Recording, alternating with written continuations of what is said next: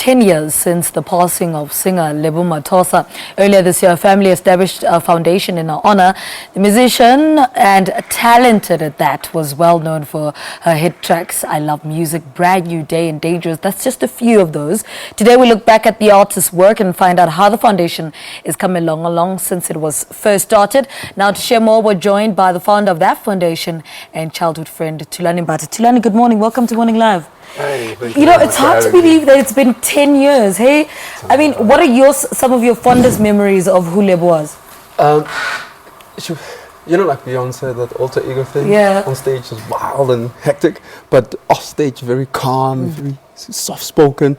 So I know that side of her. Yeah. I know that calm, soft-spoken side of her from somebody who was just giving me inspiration and hope, and just supporting stuff that I do as well within the creative industry. What was it about her, though? I mean, I heard an interview with Christos, I think, during the week, who was saying, you know, after Brenda Fassie, then there was Lebo. There's that, you know, she had that much of a presence on stage as well, and a personality. What was it about her, though, that, you know, made her stand out?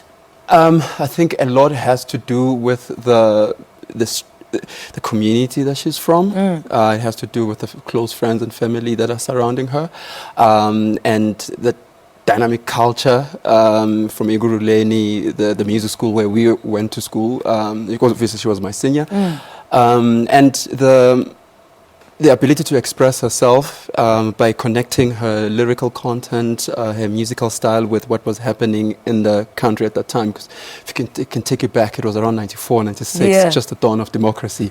And they were so conscious with Boom Shaka. They had a pan-African view long before most of us had it. And they were proud of their identity and their Africanness. So I think that's what made her tick more than anything else. And she was probably like the first global township act or star. Let's talk about the foundation. Yes. How's that going? It's going very well. It's been 10 months of hard work. And we've put together a structure now. It's officially registered. There's a team in place in terms of accountant from Mabonya's side, Amapale, and then Tombini attorneys who are going to help us out with regards to just the paperwork. And then on my side, obviously, is the creative incubator, looking after the brand aspect of it. And then the family plugs in to ensure, you know, that everything is done according to what she would have loved. So we are now moving step closer to the main festival that we are planning. This is pushed by DJ Christos, who's went into studio to remix I Love Music. He's remixed Shana, where Lebo was featuring towards the end of that song. Right. And for me, I connected there because we used that for a brand that was launching, a global American brand that was launching, and it stuck around. And then the last one was Free, which she did with Boom Shaka, obviously. So we want to introduce those singles, and I think today it's available on download. And then it will be a build-up towards the actual main festival. What does this foundation do, though? Right. Two things. From the family side, before she passed away, she had started her own record label. So the family had found out who some of the directors that she wanted to work with. So they've been busy outsourcing that service to find out who are those people and then engage with them. And then on our side, with my past music lecturer who also taught Lebo, Mr. Saindulu, who's with the University of Forte, who are looking at the foundation space in terms of skills development, empowerment, and actually guiding creatives. I mean, if you can imagine, we're living in a space that is digital now. It's not the same anymore as 20 years ago. So as soon as an artist launches something, they become global. They can become global overnight. So we will be looking after that to make sure that we support what the family is doing in terms of reviving her dreams of starting her own record label.